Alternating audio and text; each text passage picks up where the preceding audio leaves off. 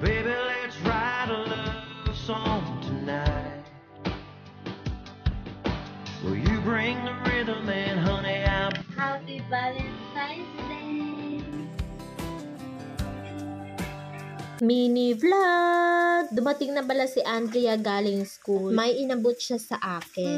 Ang sweet naman ng baby ko. Tinatamad akong kumilos dahil simula umaga hanggang hapon ay umuulan. Kaya andito lang kami sa kwarto at nagmo-movie marathon. Oo na, alam ko na ang nasa isip nyo. Dahil Valentine's Day ngayon, bibigyan ko na kayo sa mga iniisip nyo na kung ano-ano.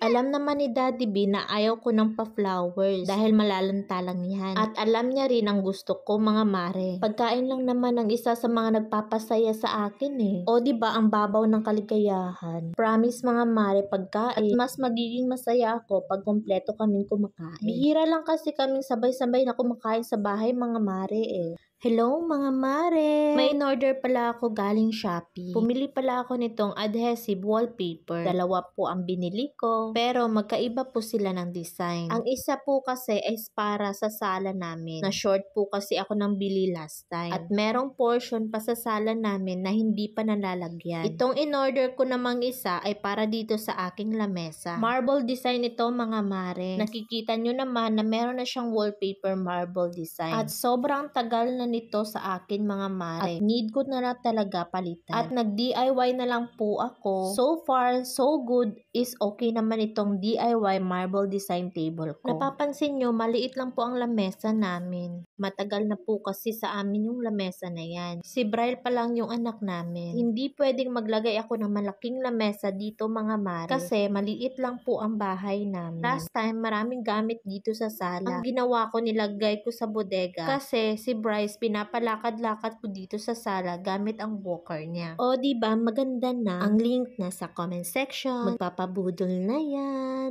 Pagkatapos kong ikabit yung wallpaper sa mesa namin, nagready na rin kami para umalis dahil medyo madilim na. Natagalan kasi kaming umalis dahil hinintay pa namin si Brian. 5 PM pa kasi ang out niya sa school. At nadaanan pa nga namin tong fruit stand dahil naipit kami sa traffic. Iba nga sana ang rota namin ngayon. Kaso yung gusto kong restaurant ay full house na sila. Sayang nga eh. Gusto ko pa naman doon. Hayaan nyo, next time dadalhin ko kayo doon. Dito na muna kami kakain sa isa din naming favorite na kinakainan ni Daddy P. Ang pangalan pala nito ay Abby's Resto Grill, located at Chongson Street, Lagao General, Santa City. Alam nyo ba bakit gusto ko dito? Siyempre, yung mga niluluto nila, mga fresh seafoods at lalo na yung mga isda. Siyempre, mura lang din po kasi dito. At marami din yung serving. Lulutuin pa nila yung o-orderin mo. So, maghihintay ka pa ng kaunti. Okay lang naman kasi pag serve nila ng ulam ay bagong luto talaga. At in fairness ha, napakasarap. Sinasabi ko talaga sa inyo, pag dito kayo kakain, walang dahit-dahit dito. Ang in-order namin, isang serve na calamares, sinabawang shell, nilaw na isda, chopsy, kinilaw na guso, at garlic chicken. Ang dami nga eh. Kasama ko pala ang tita at tito ko. At ang pinsan kong si Althea. Double date po yan. Abay, hindi namin kayang ubusin ni Daddy B yan. Kung ganyan karami, grabe naman. Dahil andyan na ang mga pagkain. Abay, kainan na. Kain tayo mga mare.